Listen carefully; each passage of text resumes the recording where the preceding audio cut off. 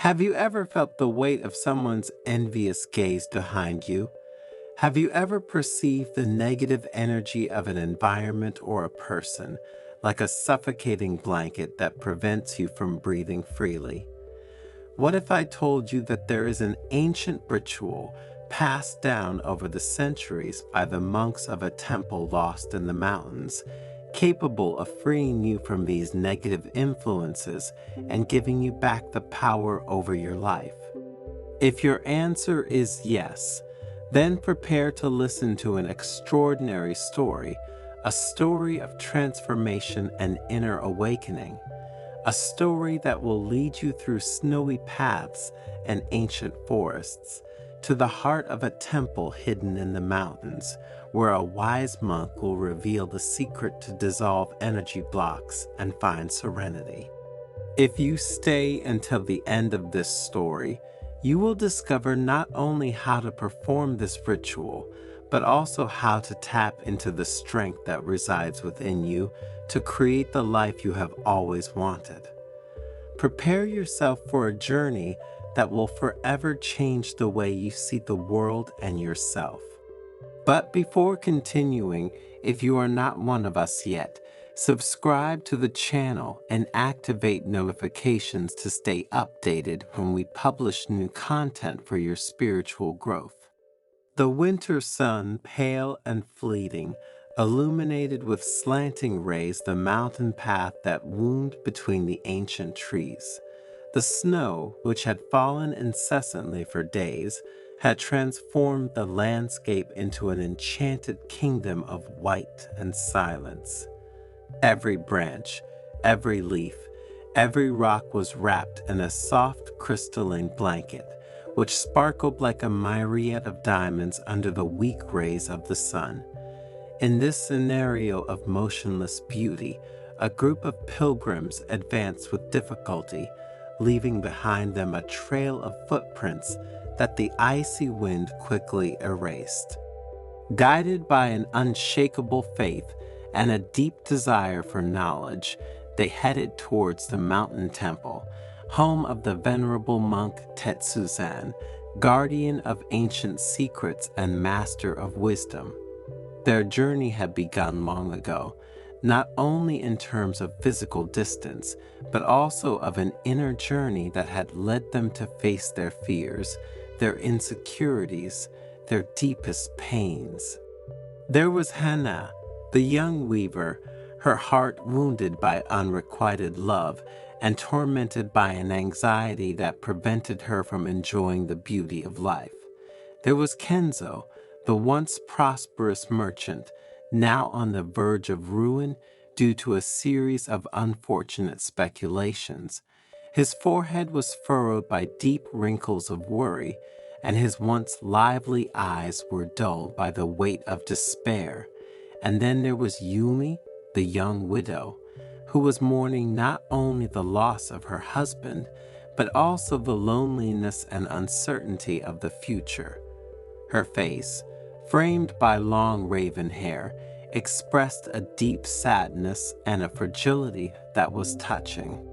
The temple, perched on a steep rocky promontory, seemed to emerge from the snow like a mystical apparition. Its stark walls, worn by time and weather, held an atmosphere of sacredness and mystery.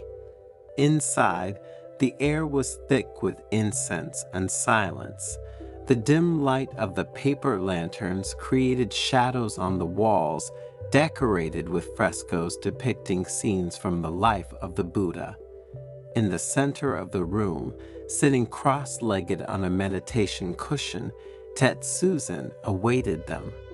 The monk, with his long white beard and his wise and penetrating eyes, emanated an aura of peace and serenity that enveloped the pilgrims like a regenerating balm. "Welcome," he said in a calm and melodic voice. "You have come here through a long and tiring journey, but I know that your search is animated by a sincere thirst for knowledge and liberation." The pilgrims bowed reverently, grateful for the master's welcome. Tetsuzin invited them to sit around him and began to talk about the ritual of the salt in the freezer. This ancient ritual, she explained, is a powerful tool for purification and protection. Salt, a natural element rich in energy, has the ability to absorb negative vibrations and restore energetic balance.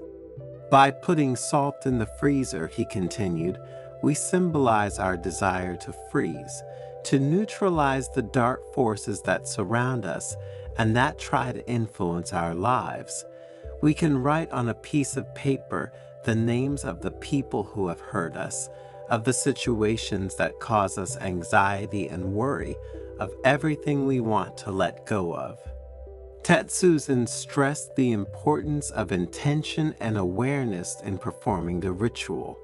This is not superstitious magic, he said, but an act of personal power, a way to regain control of one's life and create the conditions for positive transformation. Remember, she added, that real change happens within us. The salt ritual is a tool, but the real strength lies in your will, in your ability to let go of the past, to forgive, to open yourself to the new. The pilgrims listened with rapture to the Master's words, feeling a new hope light up in their hearts. Tetsuzin then guided them in the preparation of the ritual, showing them how to write the names on slips of paper, how to fill the containers with salt, and how to pronounce the words of power. Hannah wrote with a shaking hand the name of the person who had broken her heart, visualizing her pain cooling and dissolving like snow in the sun. Kenzo entrusted the weight of his debts and worries to the salt, relying on the hope of a new beginning. Yumi wrote on a piece of paper her loneliness and her fear of the future, asking the ritual to help her find the strength and serenity to face life's challenges. While performing the ritual, the pilgrims experienced a profound sense of liberation. It was as if an invisible weight had lifted from their shoulders, leaving room for a new lightness, a new energy. The cold of the freezer, rather than representing an element of static and death, seemed to emanate a vital energy, a force of renewal. It was as if, by freezing negative emotions, space was free to welcome new sensations, more positive and bright. Tetsuzin, watching his disciples immersed in the ritual, smiled with satisfaction. He knew that this apparently simple gesture would trigger a profound process of transformation in them. The salt, with its ability to absorb and neutralize, would act as a catalyst, helping them to free themselves from the burdens of the past and reconnect with their own inner strength. But the ritual of salt in the freezer was only the beginning of the journey.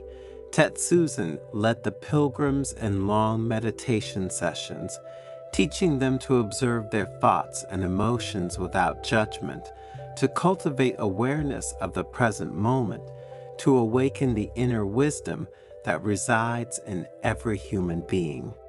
Hannah, during meditation, relived the pain of her unrequited love, but this time, instead of being overwhelmed by sadness, she was able to observe her emotions with detachment, understanding that that pain was part of her, but did not define her.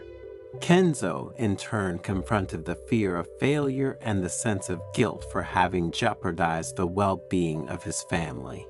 But thanks to Tetsuzin's teachings, he began to glimpse new possibilities, new paths to follow. Yumi, immersing herself in the silence of meditation, connected with the memory of her lost husband, no longer with pain and despair, but with gratitude for the love shared and with the strength to move forward for the sake of her child. The days passed in a slow and regular rhythm, marked by meditation practices, the study of sacred texts and work in the fields surrounding the temple. The pilgrims learned to live in harmony with nature, to appreciate the simplicity and beauty of small things, to cultivate gratitude for each new day. One day, while they were busy gathering firewood in the forest, Hana, Kenzo, and Yumi came across an old fallen tree, its roots exposed to the elements. Tetsuzan, who had been following them at a distance, approached them and explained that those roots, so gnarled and twisted, represented their past experiences, their traumas, their wounds.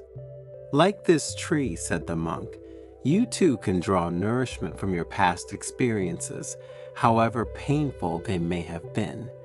Your roots have made you what you are today. They have given you the strength to withstand the storms of life. The pilgrims reflected on the Master's words, understanding that the past, even with its shadows, was an integral part of their history, and that they could draw upon it to find the wisdom and strength they needed to face the future. The time spent at the temple flew by, and soon it was time to say goodbye. Hane, Kenzo, and Yumi said goodbye to Tetsuzan with hearts full of gratitude. The salt ritual, the meditation, the Master's teachings had transformed their lives, giving them a new awareness, a new strength, a new hope. As they descended the mountain path, the pilgrims turned one last time to look at the temple, which stood out imposingly against the blue sky. They took with them the memory of those magical days, the wisdom of Tetsuzan, and the certainty that, even in the most difficult moments, they could always count on the inner strength they had discovered within themselves. And salt, a symbol of purification and renewal, would continue to protect them along the way. Have you ever heard of the Buddhist custom of putting salt in your shoes? And do you know what exactly this ancient practice, which has its origins in the wisdom of Buddhists and Oriental medicine, is for? Salt is known for its countless uses, not only in cooking. You probably already tried several thanks to suggestions from elders. In the kitchen, it is a formidable ally, and according to the most recent research, it is not the worst culprit in raising blood pressure. And its uses do not end here. Salt is in fact a precious ingredient even in domestic cleaning, because it helps to clean and cleanse. Furthermore, in the form of a saline solution, it is a powerful disinfectant for wounds and skin abrasions. Not to mention its uses as an exfoliating scrub, anti-dandruff remedy, bath salt, and we could go on forever. But few people know that for Buddhists, putting salt in their shoes has a very important meaning on both a spiritual and medical level. And we will see it in the Zen story that you will hear shortly, where you will discover 5 reasons why you should also try to put it in your shoes. So stay until the end, because what we will reveal to you in the last minutes of the video will strike you deeply, leaving you speechless. But before continuing, if you are not yet one of us, subscribe to the channel and activate notifications to be updated when we publish new content. In the heart of a valley surrounded by the mystical aura of the Japanese mountains stood an ancient Buddhist monastery, guardian of age-old wisdom and a place of refuge for those seeking inner peace. In this place where time seemed to have stopped, lived the elderly and venerated monk Makoto, whose wisdom and profound understanding of the ways of Buddhism and Oriental medicine shone like the light of a candle in the night. One morning, as the golden rays of the sun filtered through the branches of the trees, Makoto gathered his disciples in the monastery cloister for one of the usual lessons. And with a serene expression, he invited them to sit in a circle around him and began to speak in a warm and reassuring voice. Every step we take on the path of life is a sacred journey, the monk began, a path that leads us to knowledge of ourselves and the universe that surrounds us. And just as when, to face a long and tiring journey, it is necessary to prepare adequately, so also in our earthly existence, we must be ready to face the challenges that await us. The disciples listened, enraptured by their master's words, and when Makoto mentioned the ancient custom of putting salt in shoes, their minds opened to the wonder of a tradition as ancient as it was mysterious. This practice, Makoto continued, has roots that go back to the remotest past, when our ancestors walked through wild and impervious lands. In those distant times, salt was not just a condiment to enrich foods, but a precious commodity, a symbol of purity and protection. The senior monk took a moment's pause, letting the words settle like delicate sand in the minds of his disciples, and then continued. I will now explain to you the 5 main reasons why the practice of putting salt in your shoes is so significant and important for our spiritual path and for our health in general. First, Makoto said, salt has the power to absorb moisture, just as the Buddha absorbed the suffering of the world. When we put salt in our shoes, it helps us keep our steps light and agile.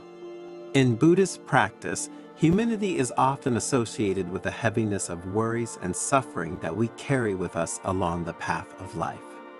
Just as the weight of water filling our shoes in the rain slows and weighs down our pace, so the worries and tensions of the mind can hinder our progress towards inner peace and enlightenment. Putting salt in your shoes symbolizes the desire to free yourself from this burden, to let go of worries and to maintain a lightness of spirit despite the challenges encountered along the way.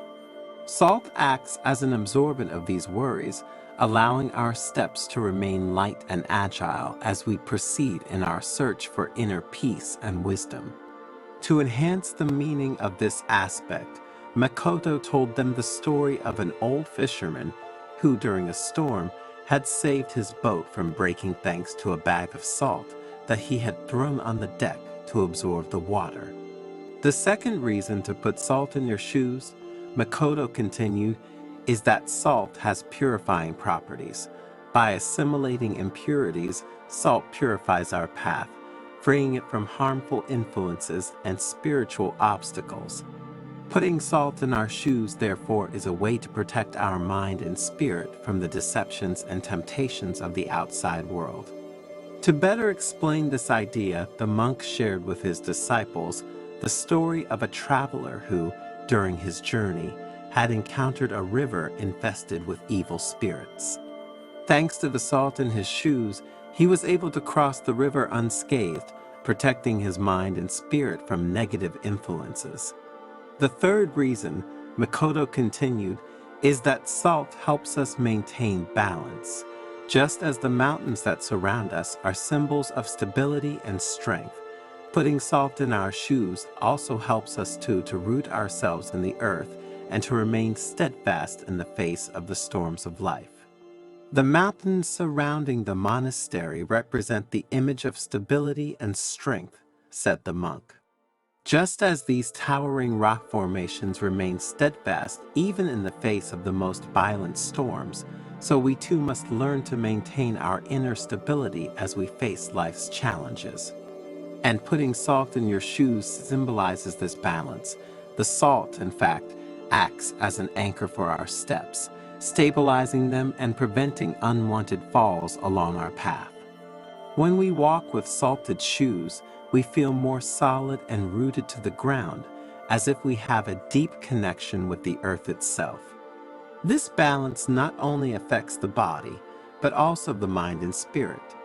Therefore, following this practice is an invitation to find the right balance between the different dimensions of our existence.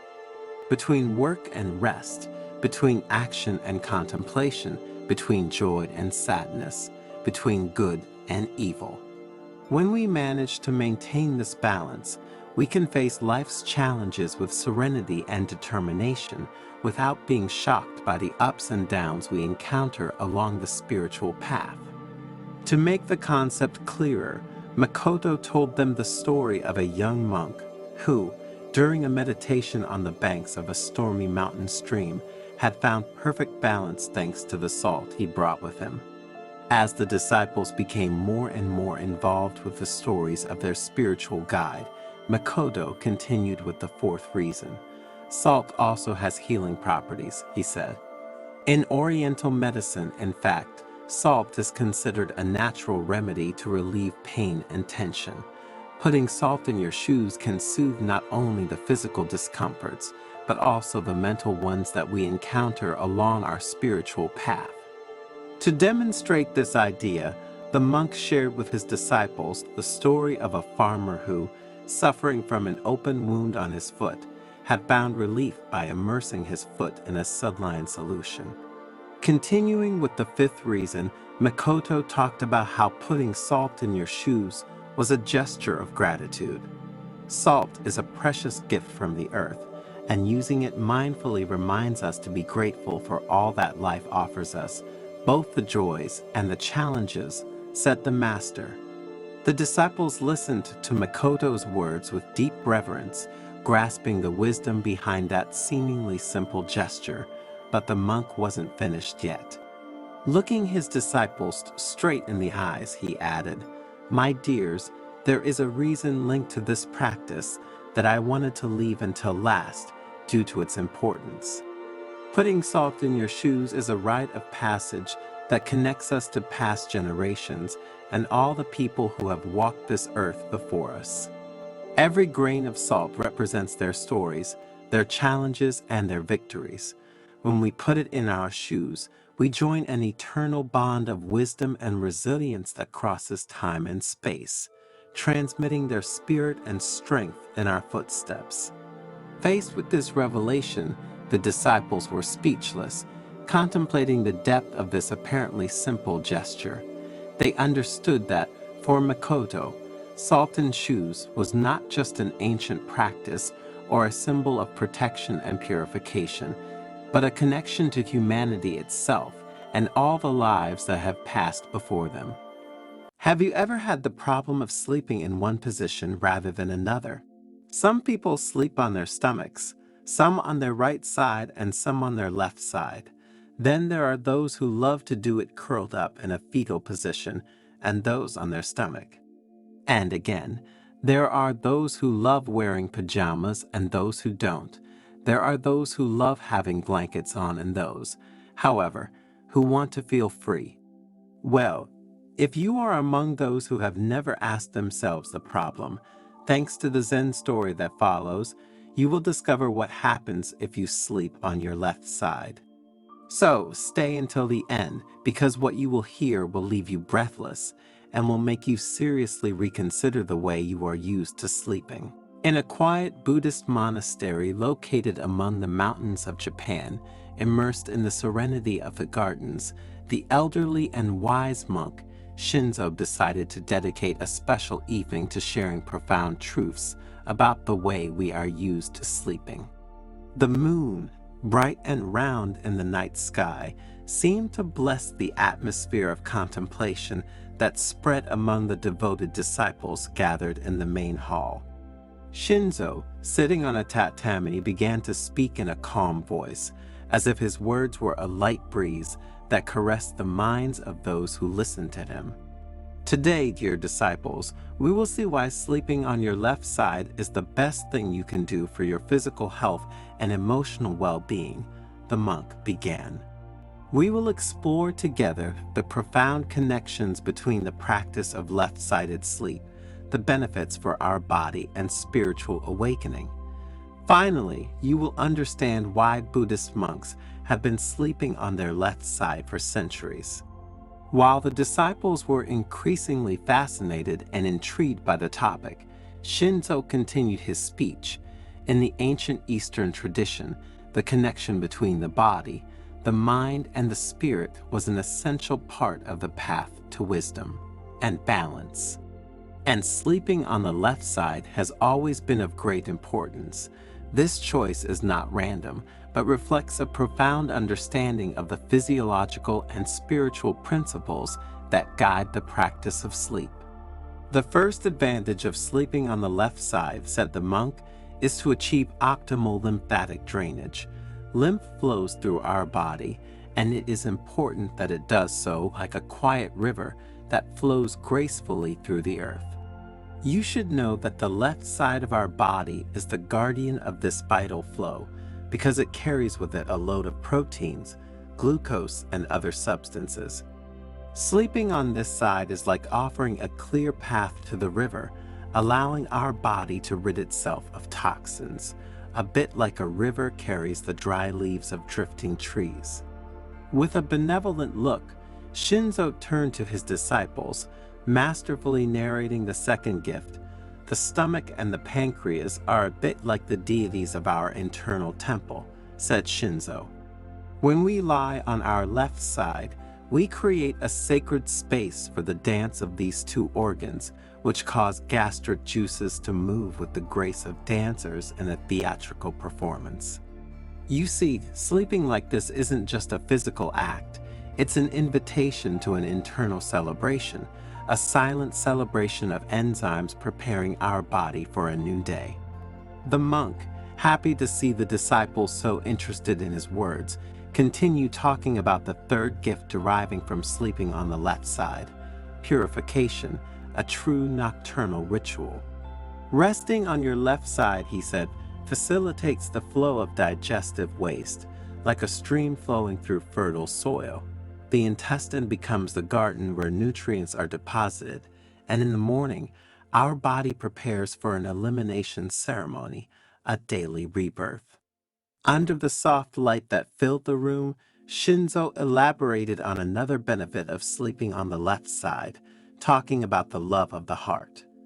Our heart is the ruler of our body, he said with a smile. By sleeping on the left side, we offer the heart a perfect backdrop for its work. The aorta, its messenger, starts in a majestic arch towards the left side, like a traveler crossing a bridge, making the journey easier and the blood flow more harmonious. The monk stood up slightly as if dancing along with his tales and continued with the fifth gift. And now, let's talk about the spleen, the devoted handmaiden. This hidden organ, guardian of our life force, finds peace when we lie on our left side. Bodily fluids become messengers of this peace, making their way to the spleen like pilgrims arriving at a secret sanctuary, nourishing and invigorating. And how have you slept until today? Write it in the comments and let's discuss the topic. In the meantime, if you're enjoying the video, leave a like and share it. You will help us produce new content every day for your spiritual growth. With a deep gaze, Shinzo introduced the sixth gift with a touch of poetry. Like nature following the course of the river, sleeping on the left side is an act of connection with gravity, the silent master who guides our journey night. The force of gravity becomes the guardian of the pathways of our lymphatic drainage, a silent companion that accompanies our body through its purification ritual. In resting on the left side, the master continued, we also find balance between body and mind. Sleeping on the left side is not just an act of comfort for the internal organs and for our body in general. Ancient Oriental wisdom teaches us that this way of resting enriches our health and our connection with the internal and external world. It is a true hymn to life, which reveals itself in the dreams and quiet of the left side. Sleeping in this way, then, is not just a rest for the body, but an opportunity for inner awakening and spiritual awakening. While the world lies in deep sleep, we, as practitioners of left-sided conscious sleep, we immerse ourselves in the depths of being. It is a sacred moment in which the mind frees itself from the chains of everyday thought, opening subtle doors to universal awareness. Shinzo, still smiling at his disciples, explained the concept of the balance between yin and yang in sleep. The left side, in its more yin nature, envelops us like an embrace of the night. The quiet that arises from this practice is a gift, an offering to our inner essence. Through concrete examples, Shinzo told of nights in which the monks, immersed in the practice of conscious sleep on the left side, felt the energy flow like a calm river crossing their being. The vital energies, in harmony with nature, dance while the body rests, creating a harmony that resonates in the entire monastery. The benefits of this practice, therefore, go far beyond the physical aspect, involving the spiritual one. Delving deeper into the analysis of the physical benefits, Shinzo told of elderly monks who, by embracing this practice, had experienced greater flexibility and strength in their meditation practice. Sleeping on the left side thus becomes a perfect complement to the search for enlightenment, preparing the ground for the mind and body. The monk, between one story and another, underlined the importance of bringing this awareness into everyday life, making it a healthy habit to never give up. It is not only in the quiet of the monastery that we can cultivate this practice, he underlined. Let us bring it with us into our homes, honoring our body as a temple in which the sacredness of the night resides. Shinzo, focusing on the sounds of the cicadas and the river that could be heard around the monastery, added, "Nature itself teaches us the importance of aligning our sleep with the flow of the world. The left side, like a leaf cradled by the wind, connects us to this eternal dance." As his disciples listened with great interest, Shinzo shared other important benefits of sleeping on the left side. Sleeping on this side, he said, facilitates breathing, creating a harmonious synergy between the flow of air and the beating of the heart. When you lie on your left side, your trachea and esophagus take on a more natural and straight position relative to your spine. This alignment facilitates the passage of air through the trachea and towards the lungs, facilitating freer breathing. Additionally, the diaphragm, the main muscle involved in breathing, is located under the lungs. Sleeping on your left side allows your diaphragm to move more freely, promoting deep, smooth breathing. And the location of the heart on the left side of the chest is another key element. Sleeping on this side, in fact, reduces pressure on the heart and allows better blood circulation. Sleeping on your left side can help prevent acid reflux as well. With this position, the stomach sits lower than the esophagus, reducing the risk of gastric juices backing up into the esophagus. And then, added Shinzo, sleeping like this offers natural support to the spine, maintaining optimal alignment for a tension-free awakening. Have you ever noticed, asked the monk, that the spine has a natural S-shaped curvature? When lying on your left side, this position better reflects the natural anatomical curvature of your spine, minimizing stress on your discs and joints. Remember, said the monk, that sleeping on your left side is not only a way to make your body rest better, but becomes a path to awareness and spiritual growth. Just as Buddhist monks, being aware of the interconnection between body and mind, have always adopted the left side as the privileged position for sleep, you too should get used to doing so. This way, both your body and your mind will feel better. Do you often wake up between 3 and 5 in the morning? And have you ever felt a feeling of uneasiness or curiosity when this happens?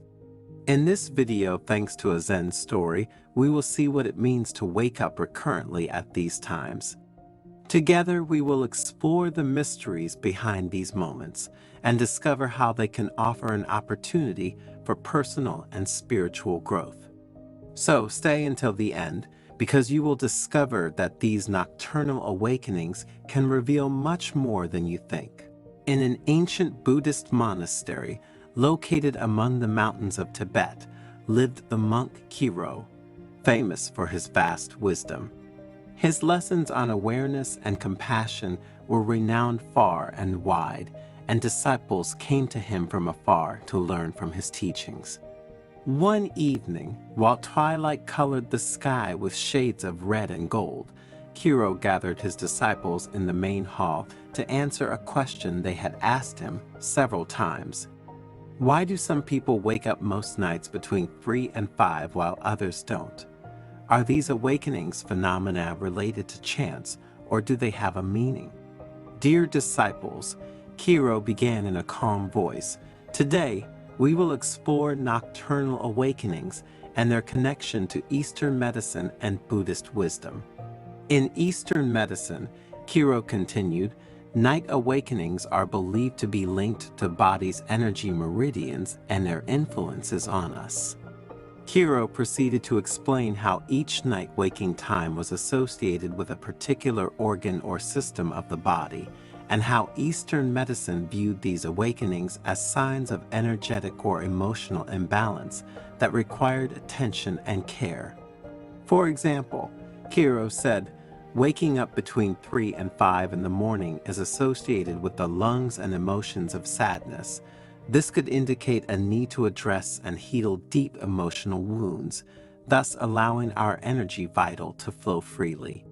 The disciples nodded, reflecting on their master's words and trying to apply them to their own experience. Master, one of them asked, how can we interpret night awakenings in the light of Buddhist wisdom? Kiro smiled, recognizing his student's deep curiosity. In Buddhism, he replied, every moment of the day is an opportunity to practice mindfulness and compassion. Nighttime awakenings offer us a unique window to explore our mental and emotional states without the distractions we have during the day. Kiro shared stories of ancient Buddhist masters who, through meditation and contemplation, had transformed their nocturnal awakenings into opportunities to deepen their understanding of the human mind and soul. The Buddha taught that waking up at night can be seen as an invitation to develop awareness and kindness towards ourselves and others, Kiro said. It is a time to embrace our experiences without judgment, thus allowing inner wisdom to emerge and move us forward along our path of spiritual rebirth. The disciples, listening with gratitude, felt inspired by the profound union between Eastern medicine and Buddhist wisdom that their master had outlined. Remember, Kiro added, that every waking night is an opportunity to grow, learn, and connect with the deepest part of ourselves. Be grateful for these moments of awareness, for they are precious gifts on the path to spiritual fulfillment. But now let's see in more detail which areas of life are affected by nocturnal awakenings, so that you can better analyze yourself and others. Stress and anxiety accumulated during the day can manifest themselves in waking up at night between 3 and 5 in the morning. This is because during these hours, the human body is naturally predisposed to release peaks of cortisol, the stress hormone. If these levels are already high due to daily worries, you are likely to experience nocturnal awakenings, and in these cases, practices like meditation, deep breathing, and muscle relaxation can help reduce stress and promote deeper sleep. My suggestion, therefore, is to get used to meditating for at least 10 minutes before going to bed. This way you will prepare yourself to sleep more peacefully. Awakenings at these particular hours of the night are associated with the lungs in Chinese medicine and with sadness according to Eastern psychology. This may indicate the presence of repressed or unprocessed emotions, such as grief, loss, or loneliness. Facing and accepting these emotions is fundamental to inner healing. Practicing mindfulness and exploring emotions through writing or therapy can help you understand and integrate these emotional experiences. If you have suffered negative experiences of this type, I recommend you work on yourself in order to process them and find inner peace and emotional balance. Looking into the eyes of his disciples, Hiro continued his lesson. In the Eastern spiritual tradition, the early hours of the morning are considered a privileged time for connection with the divine and for spiritual practice. During this period of tranquility and silence, it is easier to get lost in meditation, prayer, or deep contemplation. Consider that many people wake up at these hours precisely because their deepest self needs to connect with the divine. And many practitioners, however, find that waking up specifically between 3 and 5 in the morning is an opportunity to experience greater spiritual presence and awareness, opening the door to new insights and spiritual realizations. These nocturnal awakenings, Hiro continued, can also be interpreted as signs of a process of inner transformation and personal growth. During these hours, the subconscious may be more active, bringing hidden emotions, thoughts, and desires to the surface. This can be a time to deeply explore your psyche and to identify what changes or transformations are necessary to live a more authentic and meaningful life. Some nocturnal awakenings, however, can be caused by physical disorders such as acid reflux, insomnia or sleep apnea, liver problems. These disorders can interrupt sleep and cause frequent awakenings during these hours. Eastern medicine suggests various remedies for these conditions. However, if you think you may have such problems, consult a doctor to identify and treat the underlying cause of these physical ailments. Eradicating these problems at the root allows you to improve the quality of sleep and promote emotional and general well-being. As the disciples continued to listen to the monk's words with great attention, Hiro introduced another important aspect. The period from 3 to 5 in the morning, he said, is considered a time when the unconscious can communicate important messages through dreams and awakenings. This theory is suggested by both the ancient Zen wisdom and the analytical psychology of Carl Gustav Jung. These messages can be symbolic or intuitive and can provide valuable insights into our inner lives, relationships, or challenges we are facing. Keeping a dream diary or practicing meditation before sleep can help capture and interpret these unconscious messages. If you write them down immediately, the next day you will have the opportunity to remember them and be able to use them in your growth process. Another reason why some of us wake up at those times, according to Eastern tradition, is linked to the natural rhythms of the universe. The early hours of the morning, in fact, are considered a time when vital energy is concentrated and flows more freely. Waking during this time may indicate an alignment with these natural cycles or a need to adapt to them to promote health and well-being.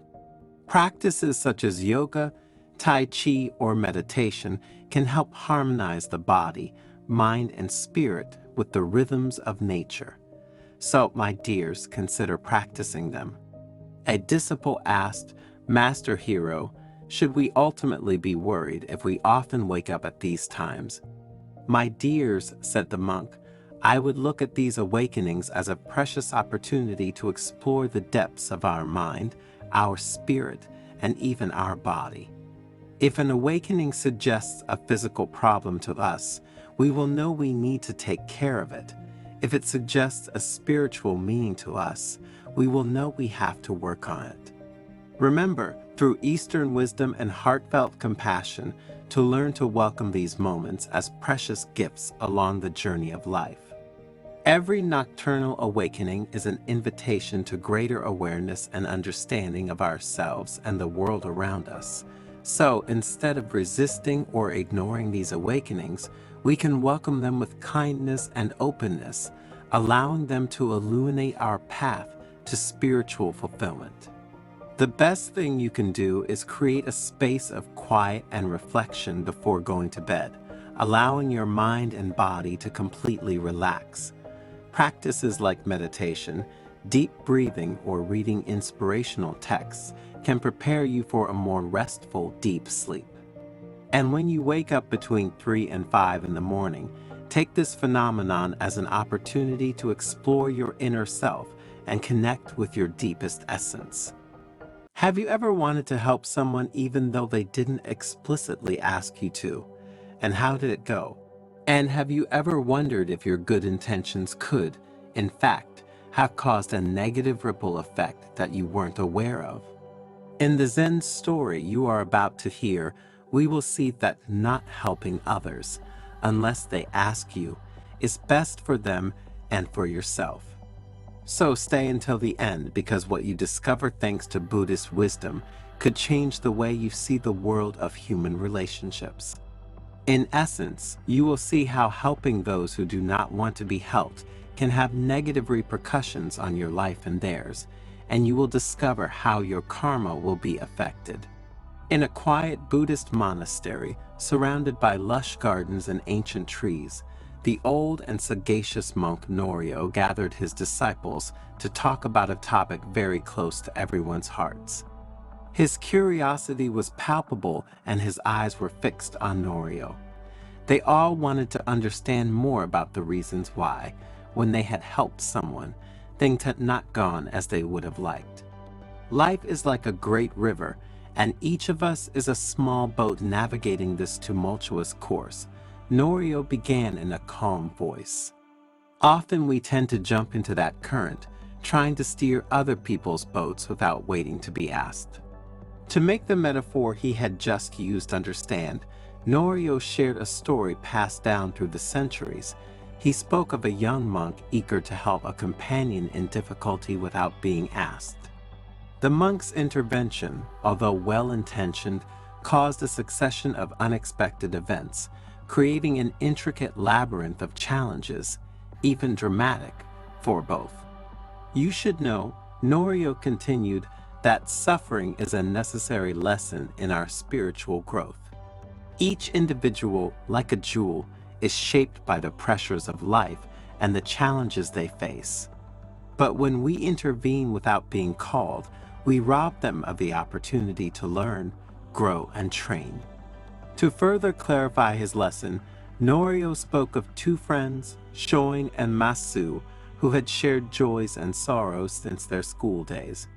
One day, Shoin heard about the financial problems Masu had found himself in and decided to secretly help him by paying off some debts that his friend couldn't pay.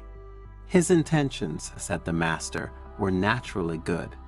However, Shoin's gesture had unexpected and disastrous consequences. Masu, although grateful to his friend for the unsolicited help, was deprived of the opportunity to resolve the situation in his own way. Additionally, he noted that Shoin had discovered some details about his personal life that he would have preferred to keep confidential. On the one hand, this led Masu to feel an emotional detachment from his friend. On the other hand, Shoin began to feel a growing strain on the friendship. He felt that his act of kindness had not produced the relief he had hoped for, but had instead generated a sense of shame and a change in the dynamic of the friendship itself. In short, unsolicited help had created discord and confusion, demonstrating how, in life, even good deeds can have unexpected consequences. What we often don't understand is that each individual is at the mercy of their own karma, Norio explained, and every action we take, good or bad, comes back to us like an echo. When we help without being asked to do so, we upset the delicate balance of another person's karma and paradoxically harm our own as well. The old monk told other stories, such as that of a young man who, eager to solve the problems of a dear friend without her having asked him, found himself involved in a series of endless difficulties and misadventures. If you enter a labyrinth that is not yours but someone else's without being asked, Norio continued, you could set off a chain reaction of events, creating an intricate web of karmic connections. And your gesture of friendship, no matter how absurd it may seem, could end up doing more harm to the friend in question and to yourself. Imagine wanting to cure someone without asking them if they are willing to give up the things that made them sick. Norio said, suffering is often caused by past actions, and our intervention could alter the natural course of learning that the individual should ultimately experience. Norio then went on to talk about Buddhist teachings, highlighting how even he himself had resisted the temptation to intervene without request. Buddha, the monk explained, had understood the sacredness of the individual learning process and how the karma of each being must be respected. Suffering is a very severe but precious teacher, Norio continued, using other everyday examples to better illustrate the concept. He spoke of the many moments when, seeing a friend or family member in difficulty, empathy pushed him to offer help, and how, instead, Buddha taught the wisdom of waiting for the person themselves to ask for help. Suffering is almost always the result of past actions, and karma is the supreme law that governs the universe, Norio said. When we intervene unsolicited, we enter a karmic vortex that can drag us into other people's problems, with unpredictable consequences for both of us. Remember, suffering is like a teacher who guides us along the path of spiritual growth, said Norio. To interfere with this process is to deprive others of the wisdom that only suffering itself can teach. Norio told other stories about daily life at the monastery, showing how the monks applied these teachings in daily practice. Dozens of monks I have trained, he added, became wiser and more self-confident men precisely because I avoided intervening directly in their problems. By resisting the temptation to intervene to solve certain problems, I allowed them to face their own challenges and learn the lessons that karma had in store for them. Every action we take is like throwing a stone into a pond, Norio said, using a metaphor to clarify the concept. The ripples spread and return to us. When we help without asking, we not only influence the karma of others, but we create ripples that can impact our own lives. In conclusion, what do we understand from this story, and how can you help us? The moral we can draw from this story is a reminder of the wisdom of discerning when to reach out and when to wait. Karma, like an unbroken river, carries our actions with it, and the way we offer our help can alter the very structure of destiny. Before reaching out to help someone, we must reflect on what they really need, Norio admonished. Not everyone seeks advice. Sometimes they just need a listening ear and an understanding heart. Therefore, let us always remember to respect the sacredness of the individual path of each human being. Help should never be an impulsive act, but rather a conscious gesture, respectful of free will, and the path of personal and spiritual growth of others and ourselves. Life is an intricate web of lessons and opportunities for growth. When we offer our help without being called, we can deprive others of the precious opportunity to learn about themselves. Wisdom lies in recognizing that sometimes the best lesson is the one learned through one's own effort and experience. Therefore, let our help be a beacon of light, offered when requested with awareness and respect, rather than a chain of unexpected events. Did you know that there are at least 9 strange events that happen to you while you sleep? How many times has it happened to you, during the night, to suddenly wake up in the grip of very strange sensations? During the night, our body abandons itself to rest, and the mind ventures on a journey without borders among the folds of dreams and visions. But are dreams just the figment of our imagination, or do they lead us to deeper truths? And what secrets do the night hours hide when the soul seems to wander between invisible worlds? In the Zen story you are about to hear, we will explore the strangest spiritual events that happen to us while we sleep. So stay until the end, so you don't miss a single one. Only in this way will you understand if you too have experienced certain events.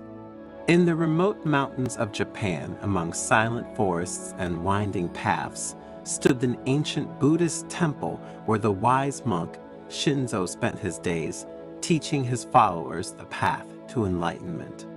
One evening, as the sun was preparing to set behind the mountain peaks, the disciples gathered around the fire in the temple courtyard, eager to listen to the master's words.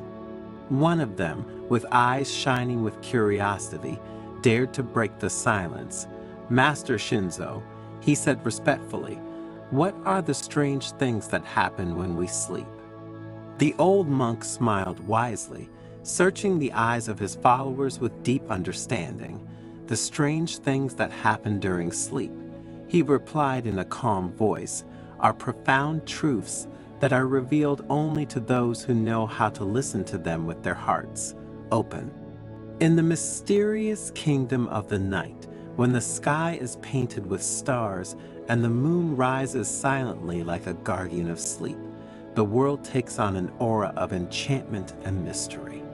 And it is precisely during these dark hours that our body abandons itself to rest and the mind ventures on a journey without borders.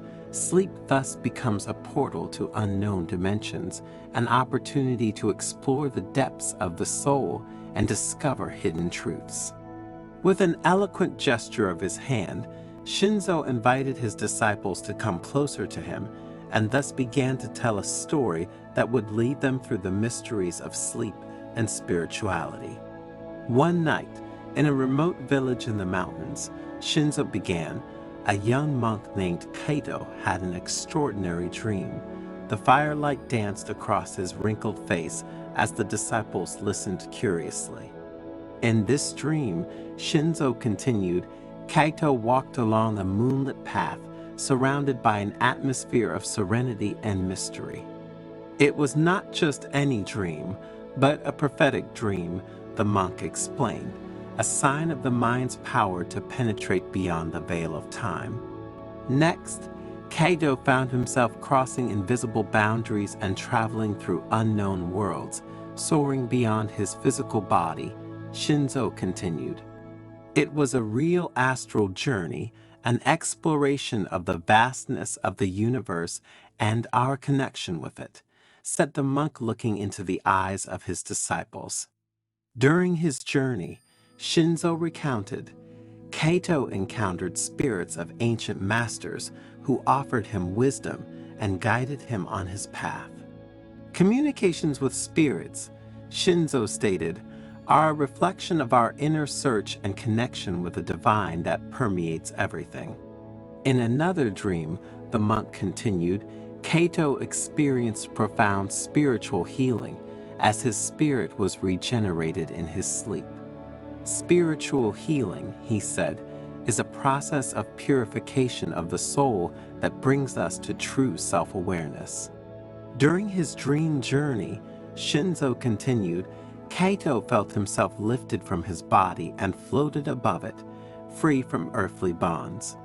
Out-of-body experiences, he explained, remind us that we are more than what we see, that our essence extends beyond the confines of our skin. During his dream, a monk narrated, Kaito came into contact with his higher self, realizing his connection to the universe. Contact with the higher self, said Shinzo, is an experience of unity and enlightenment that shows us the ultimate truth of our existence. Kaito's dreams were full of symbols and hidden meanings, Shinzo continued, which guided him on his spiritual path. Dream work, he explained, is an opportunity to explore the unconscious and integrate hidden parts of our psyche. And finally, just before he awoke, Kaito had a sudden epiphany. Shinzo concluded, a vision of the ultimate truth that illuminated his soul, making him understand many things about himself. But what is hidden behind what I told you? Asked Master Shinzo rhetorically. Now we will see exactly what path Kaito took during his dreams, he added. First of all, I told you about his prophetic dreams. Shinzo began with a compassionate smile. They are like luminous paths that lead us to the future. Remember when a village elder dreamed of an impending storm and warned us in time? Dreams give us a vision of the time to come, offering us precious insights to navigate the waters of life. Before finishing Shinzo's story, we ask you to leave a comment with your experiences, and if you are appreciating the video, like and share it. so we can continue to produce new content like this every day. Another experience lived by Kaido, and which I spoke to you about, is that of astral travel, continued the monk. These are like journeys of the soul through the vast universe of the spirit. Imagine soaring above the snow-capped mountains and dancing among the stars, exploring worlds of light and beauty beyond the veil of matter. In these moments, our spirit frees itself from the chains of the body and savors the freedom of the infinity that surrounds us. Another event Kaido experienced in his dreams was that he communicated with the spirits of the old and wise masters, Shinzo said calmly. These communications, he continued, are like sweet melodies that resonate in the silence of the night. Every time we dream of meeting a deceased loved one or receiving a message from the angels, it is as if the sky itself bends towards us, offering us comfort and wisdom for our earthly journey. Spiritual healing, the monk continued with deep compassion, is like a loving embrace of the universe that envelops our wounded spirit, and it is another event that happens during the hours of sleep. When we fall asleep, our body regenerates and the soul finds inner peace in the arms of the divine. Every night, in essence, we are surrounded by unconditional love that heals our deepest wounds. Continuing the lesson, Shinzo spoke about out-of-body experiences, explaining that they are like flights of the soul into unknown and wonderful worlds. During sleep, we can leave our physical bodies and venture into spiritual places, meeting beings of light and receiving teachings directly from angels. It is an experience that reminds us of our true spiritual nature and our connection to the divine, an experience through which we can mend the wounds we carry in our hearts and souls. Contacts with the higher self, said the monk in a serene voice, are like sweet caresses of the soul that guide us towards our spiritual mission. During sleep, we get closer to our higher self and receive clear intuitions and visions that illuminate our path. It is as if our spirit were reunited with the divine source from which everything originates. The dream work, Shinzo continued with profound wisdom, is another of the events I told you about in the story about Kaido. It is like a silent dialogue between us and our unconscious, which reveals the secrets of the soul to us. In fact, through the symbols and images that dreams bring with them, we can discover hidden truths and face our fears and challenges with courage and awareness. Remember, dear disciples, that every dream is a piece of the puzzle of the soul that helps us understand who we really are and where we are going. Night meditation, said the monk, is another experience Kaido has had, and it is like a silent prayer that brings us closer to the divine and allows us to achieve enlightenment. Before falling asleep, let's immerse ourselves in a state of meditation that prepares us for a deep and meaningful sleep. It is a way to open our hearts and minds to the divine presence that envelops us in an embrace of love. Do you remember what happened to Kaito at the end of his dream? Asked the monk. He had an epiphany, concluded Shinzo with a radiant smile, and illuminations are like flashes of wisdom that pierce the veil of ignorance. During sleep, in fact, we can experience moments of spiritual awakening in which we perceive the ultimate truth of existence and the beauty of the universe. It is a transformative experience that brings us into the light of divine awareness. The experience of enlightenment, he said, is the culmination of our spiritual journey, an awakening to the supreme truth, the ultimate goal of a night of deep and restorative sleep. Have you ever thought that itching could have a spiritual meaning? And have you ever wondered if it could be more than just a physical annoyance? What if we told you that itching can hide a deep spiritual meaning that no one has ever told you? A message that your body, mind, and spirit are trying to communicate to you. A secret message that you would do well to listen to so that you can live at peace with yourself and with the world around you. Sounds amazing, right? But in the heart of Japan, in an ancient monastery, a wise monk named Tetsuo has dedicated his life to studying mysteries like this. And in this fascinating Zen story, we will take you on a journey to discover ancient wisdom and a new perspective on itching. You will discover how itching can be a sign of imbalance, an invitation to healing, an opportunity for spiritual growth. And if you stay until the end of the video, you will understand how to discover when itching is a simple physical annoyance and when, on the contrary, it is a spiritual messenger.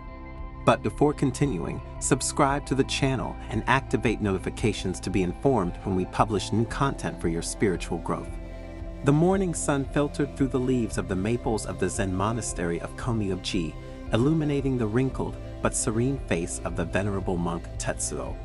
His disciples, sitting in a semicircle around him, eagerly awaited his words.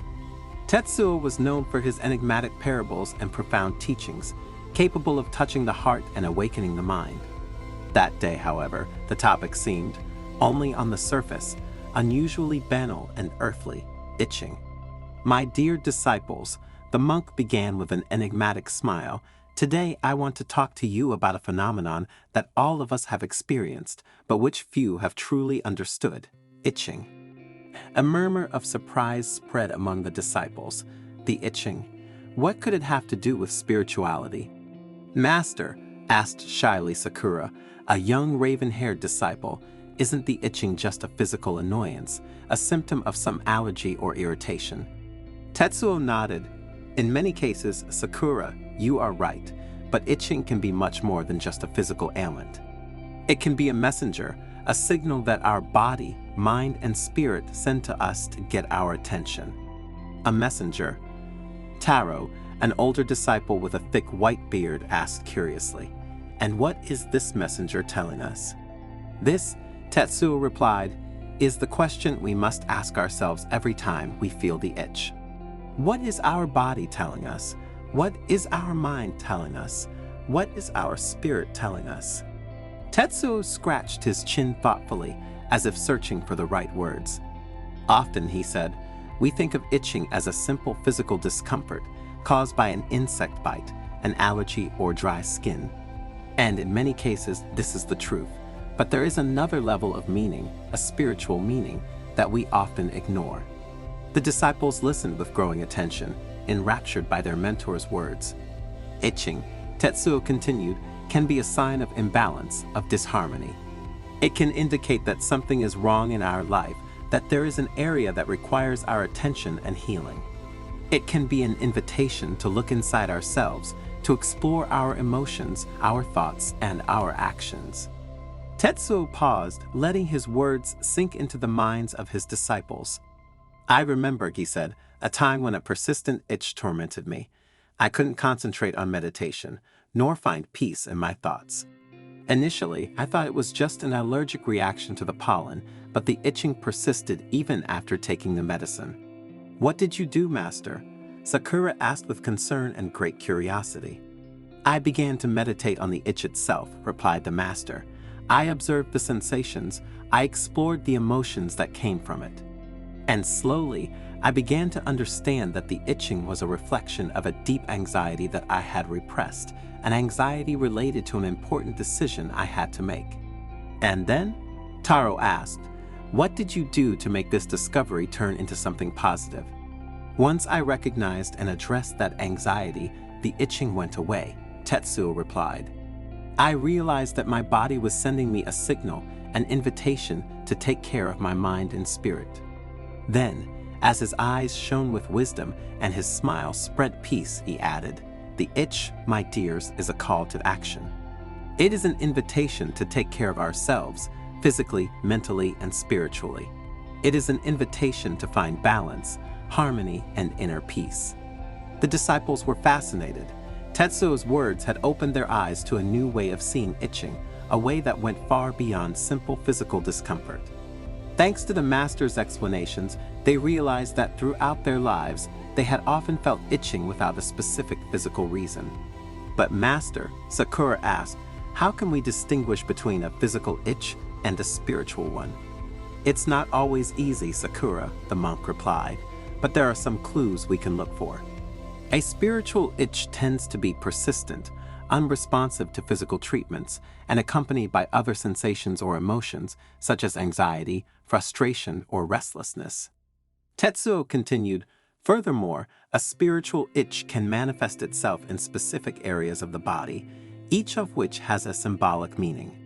For example, an itchy hand can indicate a desire to take action to change something in our life. An itchy foot can suggest a need for grounding for stability, to find a place in the world where we can feel like ourselves. An itchy head can be a sign of mental confusion or thought overload." The disciples listened intently, taking mental notes. The lesson on itching became more and more interesting. Tetsuo, looking his disciples in the eyes, continued his lesson by telling about a new disciple who had once arrived at the monastery. He was a young man tormented by constant itching in his hands. He had consulted numerous doctors, but none had been able to find a cause or cure. Desperate, Hiroshi had decided to seek help in the monastery, hoping to find relief in Tetsuo's wisdom. The monk welcomed Hiroshi warmly and invited him to share his story. And the young man told of his hectic life, his stressful job, and his constant dissatisfaction. He had always looked for happiness externally, accumulating material goods and chasing ephemeral successes, but nothing seemed to quench his internal itch. Tetsuo listened carefully, nodding every now and then. When Hiroshi finished speaking, the monk said to him, "Hiroshi, your itchy hands are not just a physical ailment. It is a sign that your soul is restless, that there is an unexpressed desire burning inside you. Your hands, tools of action and creation, are asking you to express your true nature, to follow your passion." Hiroshi was confused, but "Master," he said, "I don't know what my true passion is. I have always done what others expected of me, what society considered right and appropriate." Tetsuo nodded and replied, "Your true passion, Hiroshi, is like a seed buried deep in the earth. It needs to be nurtured, cared for, and brought to light. Start exploring your interests, experimenting with new activities, following your curiosity. And above all, don't be afraid to make mistakes, to try and try again. Only in this way will you be able to discover what truly makes your soul vibrate." Hiroshi, inspired by Tetsuo's words, began to dedicate time every day to self-discovery. He experimented with painting, writing, music, dancing, cooking, gardening. Every activity opened new doors for him, showed him aspects of himself that he didn't know, and slowly the itchy hands began to subside. One day, while he was working in the monastery garden, he felt a deep and unexpected joy. His hands, immersed in the earth, seemed to dance among the plants, creating harmony and beauty. In that moment, Hiroshi understood that his true passion was nature, taking care of the earth and its creatures. And from that day on, he enthusiastically dedicated himself to gardening, transforming the monastery garden into an oasis of peace and abundance. The itchy hands had completely disappeared, replaced by a feeling of contentment and serenity. He had found his true calling, his purpose in life. The disciples reflected on the story they had just heard, understanding the profound message it contained. The itch, like life itself, was a journey, an opportunity for growth and transformation. From that day, Tetsuo's disciples began to see the itch with different eyes.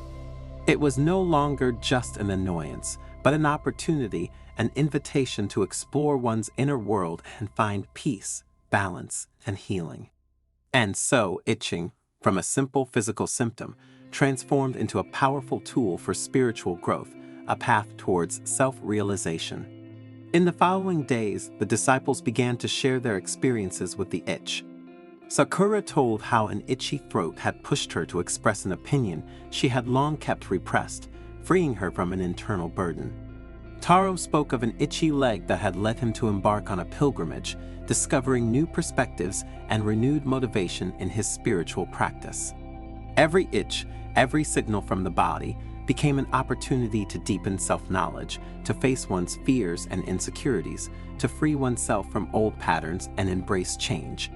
And the Komyoji Monastery became a place of healing and transformation, where itching from an annoying symptom was transformed into a precious ally on the spiritual path. And Tetsuo, the wise monk, continued to guide his disciples with love and compassion, teaching them to listen to body language and find inner peace.